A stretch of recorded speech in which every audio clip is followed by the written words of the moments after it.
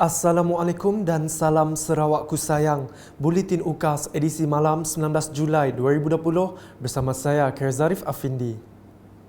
Memulakan edisi malam dengan laporan COVID-19 menerusi kenyataan media Jawatan Kuasa Pengurusan Bencana Negeri JPBN Sarawak. Hari ini 6 kes positif dilaporkan di daerah Kuching menjadikan jumlah keseluruhan meningkat menjadi 607 kes. Kes pertama melalui saringan kendiri melibatkan wanita warga negara tempatan bekerja sebagai petugas kesihatan di Kuching. Kes kedua, lelaki warga negara Indonesia rakan sekerja kepada kes ke-584 yang mana merupakan kluster baharu yang dikesan dari syarikat perikanan dikategorikan sebagai kluster jeti. Kes ketiga, seorang warga tempatan adik kepada kes ke-589 yang telah dikesan pada 17 Julai lalu. Seterusnya, satu kes melibatkan kes saringan ke atas guru yang balik bertugas ke Sarawak, lelaki warga negara Malaysia yang berasal dari Kedah. Manakala dua kes, lelaki dan wanita warga negara tempatan merupakan kes saringan rawak kemasukan pelawat di pintu masuk antarabangsa. Sehubungan itu, pengesanan kontak dan siasatan kes masih dalam siasatan.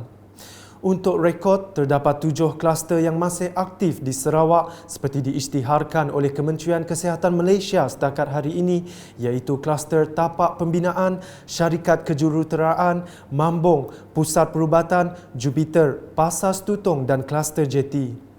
Dalam pada itu, kluster Kidurong pula telah diisytiharkan tamat setelah 28 hari tiada kes. Kerajaan Sarawak mensasarkan pendapatan para petani di kawasan luar bandar sekurang-kurangnya RM4,000 sebulan bagi setiap keluarga. Timbalan Ketua Menteri Dato' Amar Douglas Uga Embas merangkap Menteri Pemodenan Pertanian, Tanah Adat dan Pembangunan Wilayah Sarawak berkata sasaran itu mampu dicapai apabila sektor pertanian diusahakan dengan cara yang tepat dan berkesan.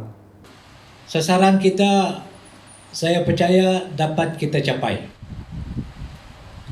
Yang kita kena tahu nak berguna narinya, kita ke nanam sayur, nanam padi, nupi lembu, nupi kambing, nupi manuk, nupi ikan, dah tahu nak kerja ngona ka ia boleh. Kemarin semalam saya bersama Yang Amat Berhormat Ketua Menteri bisik beranau ngau Menteri Datuk Mustafa Mohamad dari Kuala Lumpur. Ya, kami beranau lepas menua kita Sarawak menua pesisir. Kadang-kadang orang berkebun tanah mayuh, tapi penatai misi ya kurang. Berucap semasa Majlis Perasmian Stesen Pertanian Sepauh Betong pada Sabtu, Dato' Amar Douglas yang juga Adun Bukit Saban menjelaskan kerajaan memperkenalkan Agriculture Facilitation Fund AFF berjumlah RM265 juta untuk tahun 2020 bagi membantu petani, penternak dan nelayan sama ada dari segi baja, racun, baka, teknologi dan sebagainya. Berita seterusnya. Pengeluaran agro makanan perlu ditingkatkan termasuk ternakan dan hasil ternakan bagi mencapai aspirasi kerajaan negeri untuk menjadi Sarawak pengeksport bersih agro makanan menjelang tahun 2030. Menurut Menteri Muda Pertanian, Tanah Adat dan Pembangunan Wilayah, Datuk Roland Sagah Wee In, Sarawak mempunyai potensi yang sangat baik untuk mengeluarkan ternakan serta hasil ternakan untuk diekspor. Beliau berkata dalam majlis penyerahan input projek ternakan bagi Duntarat Kedup dan Bukit Semuja di Serian pada Sabtu. Tambahnya, Sarawak mempunyai kelebihan kerana bebas dari penyakit ternakan seperti penyakit kaki dan mulut yang membolehkan ternakan atau hasil ternakan diekspor ke luar negara tanpa sekatan. Sarawak telah berjaya mengekspor beberapa komoditi ternakan dan hasil ternakan bernilai lebih dari RM165 juta pada tahun lepas dan semuanya dari sektor bukan ruminan. Seterusnya, Dalam majlis sama, Datuk Roland Sagah yang juga Adun Tarat memberitahu Kerajaan Sarawak telah meluluskan peruntukan RM2,174,000 untuk 150 peserta Agriculture Facilitation Program AFP dari kawasan Dun Kedup dan Bukit Semuja untuk peternak membangunkan projek ternakan masing-masing dengan tujuan meningkatkan hasil ternakan mereka. Selanjutnya, penyediaan infrastruktur asas di kawasan luar bandar sentiasa diberikan keutamaan oleh Kerajaan Sarawak dalam memastikan masyarakat hidup dengan selesa. Adun Balingan Abdul Yaqub RB berkata, contohnya projek naik taraf Jalan Rumah Ding Jingap, Sungai Setejuk membuktikan keprihatinan kerajaan negeri terhadap masyarakat di luar bandar.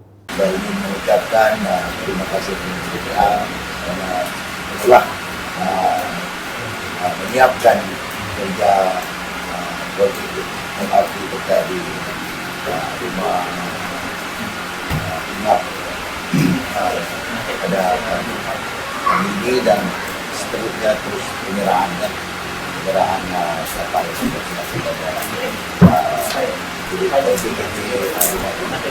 Beliau berkata demikian semasa majlis penyerahan projek naik taraf Jalan Rumah Ding Jingap, Sungai Setejuk, Balingan Mukah dan projek tapak parking kereta Rumah Jingap yang telah siap pada Jumaat.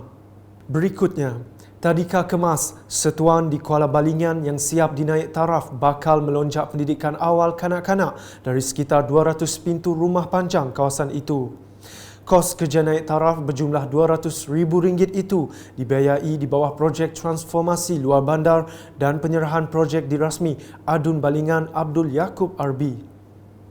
Bagi tuai rumah Latif Unting, beliau menyifatkan Abdul Yaqub seorang wakil rakyat yang mementingkan kebajikan penduduk. Saya lah, mana makan.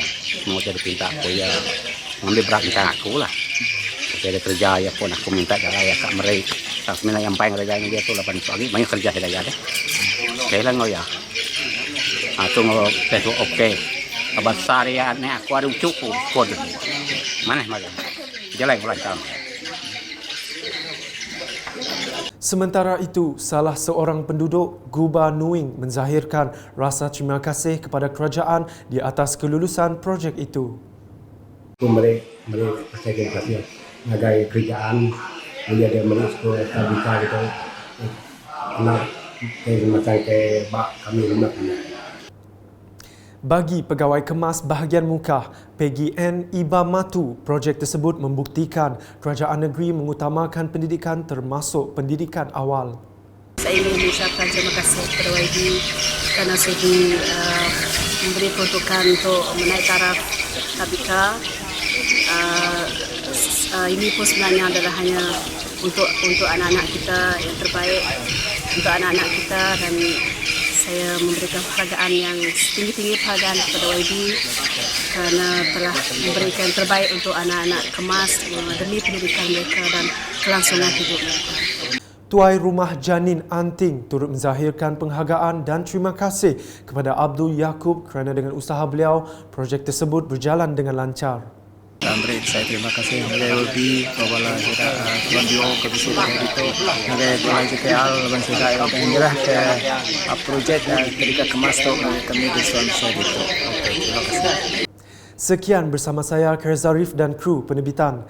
Dapatkan berita terkini Sarawak setiap hari dengan melayari UKAS Channel di YouTube atau melalui Facebook, Instagram, Twitter dan aplikasi Telegram Buletin UKAS. Salam UKAS.